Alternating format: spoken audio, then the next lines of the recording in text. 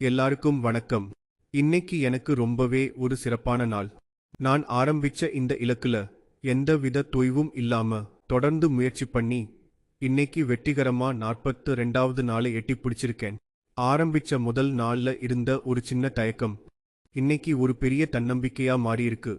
இடையில எத்தனையோ சவால்கள், சோம்பேறித்தனம் எல்லாம் வந்து தடுத்தாலும் இன்னைக்கு விட்டா நாளைக்கு முடியாதுன்னு மனச திடப்படுத்திட்டு ஒவ்வொரு நாளும் விடாம உழைச்சதுக்கு இன்னைக்கு 42 நாட்கள் முழுசா நிறைவடைஞ்சிருக்கு.